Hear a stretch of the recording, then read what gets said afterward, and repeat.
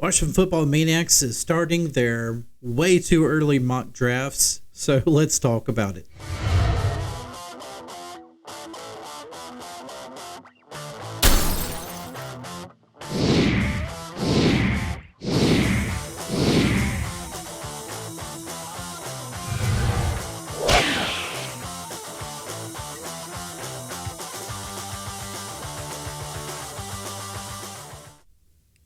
And welcome back to another video here on the Washington Football Maniacs channel. My name is Greg, and this channel is dedicated to the Washington Commanders.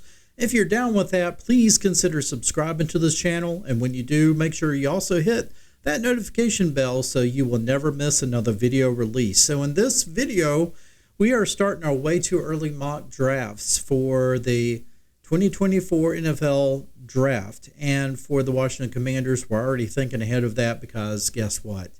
This season is pretty much over for us. We do have 3 games left, but we have been officially eliminated from playoff contention. Don't you just love it when us fans say we, as if we're the ones that are going out there and actually playing the game? I would be willing to go out there and suit up for one game if you could pay me $1 million, because I'll probably need to use it for medical. But anyway, so with all the talk about what do we need and the best player available and all of this stuff, I decided, you know what, I'm going to go ahead. I'm going to try my first mock draft and see how it goes. I'm trying my best to not just pick areas of need, but try to pick the best players available at the time that I picked. And I thought I did a pretty good first going here. So we're going to take a look at this, folks. So in the first round, of course, to me, you have got to get that all-star left tackle. So I wanted Joe Alt. And of course, Brandon and I had talked about this a couple of videos ago. Check out that video. Who would be our first round choices, right? And so my first round choice was Joe Alt, and it was true in this mock draft. It was Joe Alt from Notre Dame. I just felt like that overall he would be the best left tackle, and I know it comes down to him and one other. And honestly, I'm saying the one other because I can never pronounce the guy's name, but he is probably better than Joe Alt, to be honest with you. He just was not available at the point I was picking, so I picked Joe Alt. But here's the surprise. Now, I'm a big Sam Howell fan, and I'm a big believer in Sam Howell. However, I think with a new regime, they're going to want to have their guy. And as much as they may like Sam Howell, they may not quite like him enough to be the future of the team, or maybe they at least need to feel like he needs to be pushed. And so that's why into the second round. Now, I will tell you, I traded with Seattle. I traded down and I picked up more draft picks because I think this team needs it. And so you see that I traded down, picked up 3 draft picks and a 2025 second round pick from Seattle for next year. So I did that, and then at pick 41, I picked Bo Nix, quarterback out of Oregon, dual threat type of guy. I think that possibly he could be somebody to push Sam Howell. I think you need the quarterback competition there, and people are screaming that Sam Howell may not be the guy. We need to draft a quarterback, so why not draft somebody in the second round? Later on, I went back and got a linebacker, Jalen Ford out of Texas, because we do need linebackers, and he happened to be one of the top choices at that point at 68. At 77, I went back to the offensive line, and I picked Zach Frazier, who happened to be the best choice available at that point. So a center, because Larson may not be the guy moving forward. And so being able to get some fresh guys in there, I think it's good, especially at center. I think you always need to have very good depth at center. Obviously, we know Nick Gates is not going to be the guy.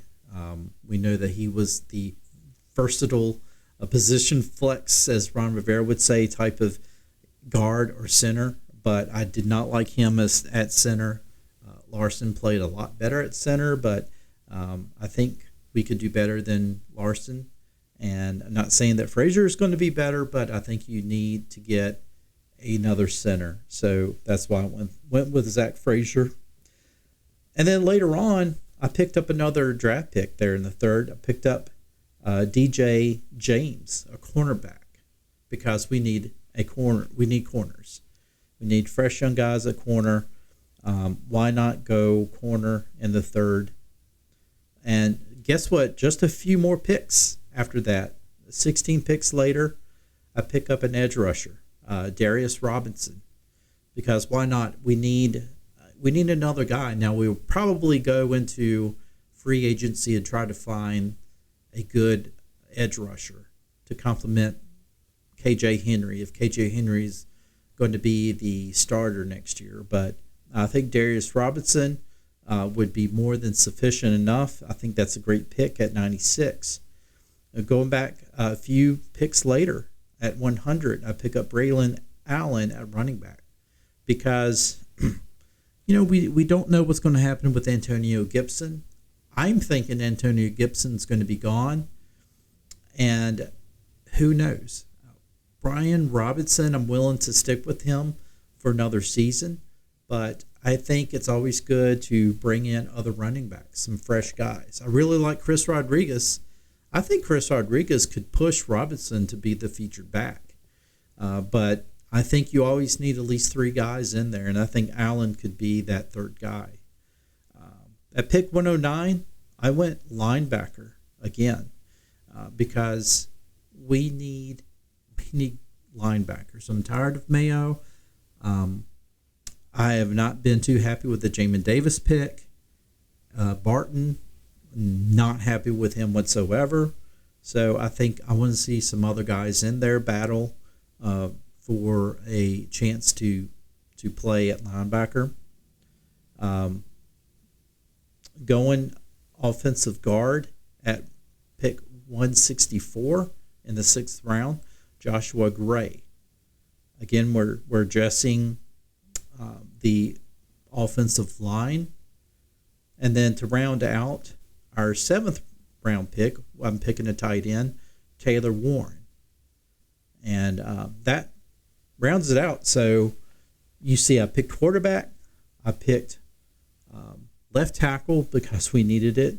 I picked up a center. I picked up a guard. I picked up a couple of linebackers, a corner, an edge rusher, quarterback, tight end. I mean, areas of need, areas where we might be able to improve on. So really all over the board. A lot of this addresses need, which, again, I'm always weary to talk about using the draft to address need, just because I feel like there's a fine line between drafting the best player for the best position there and drafting for need. And I think sometimes you can reach for guys. And it's one thing when my time came up to pick, honestly, I looked at the draft board and the top pick was really the ones that I picked here. There was only the one time I think Bo Nix was not the top pick in that 2nd round, but he was like the 2nd guy. So it really wasn't much of a reach there at 41 for Bo Nix. So let me know what you think about this mock draft. This is the first mock draft of probably many mock drafts that the Maniacs will do by the time we get to April. So let me know how I did my first run of mock drafts. Tell me what you think about this. If it's trash, let me know. Just don't hurt my feelings. Let me know if you liked it. If that said, let me know in the comments section, and I will see you in the next one.